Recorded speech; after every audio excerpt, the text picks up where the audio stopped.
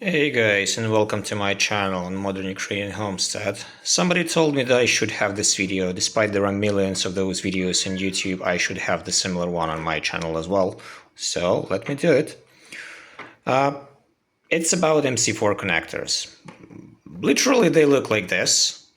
And anybody who's familiar with how generally the joints are being made may think that this one is a female and that one is a male, because, well, they should get connected like this until the click happens. But eventually, no, it's not. It's not like that because they are wrong. Because this one is the piece of metal that gets in here, and this piece of metal, that's actually the connector, is in here. The actual connection happens in this way. So realistically, this one is a male connector and this one is a female connector. Here is a disassembled one. So it actually consists of 4 parts. On one side there is a metal part, inside there is a metal bearing that you had to stick into, because this metal thing has got tiny, how do you call them, tiny teeth, that once you are installing it, it has to like click, and then you have to do you have to put on all the rubber elements inside.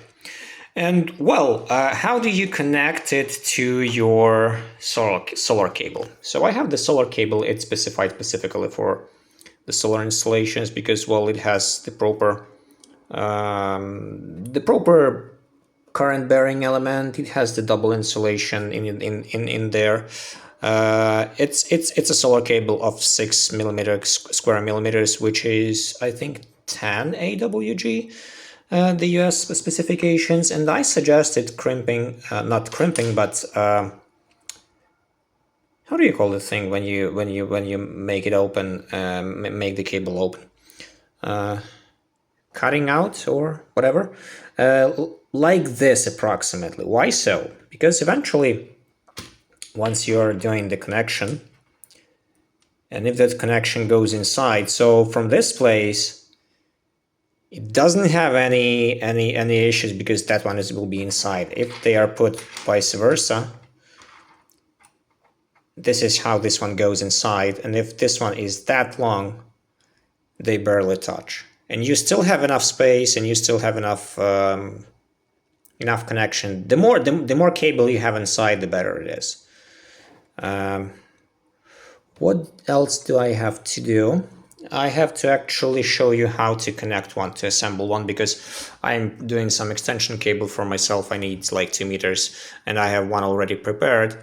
But let's do the other one and I will show you how it actually goes and how it looks like. We need a couple of tools. We will need like this kind of screwdriver specifically. We need a crimping tool, and because, well, this is not the original one. This is not the handy one for this specific case, because you have to get the different one. I will give you the link to the set. That set is really cheap, like $15, I think, or $17, and you will have one. You will be able to do it everything on your own. What else? Yeah, let me just show you how it works. Okay, so I have this prepared. I a little bit pre-crimped it, but it's not fully crimped still. So in the end, I have to apply this tool and just like do the proper crimp. And that's it. That's literally it. It now looks like this. It holds pretty firm. That's what I'm saying. What next? Next thing.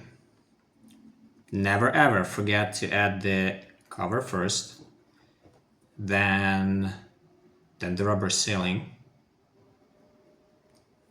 and then the connector itself. Once you are inserting the connector inside, what happens? You should hear a click, because I've been telling you that there are this kind of teeth that has to get inside. So yeah.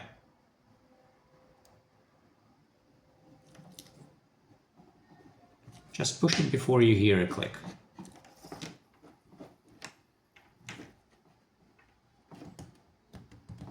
Oh, there was no click, but it's stuck already in there. Interesting. Anyways, well, it doesn't matter. It works.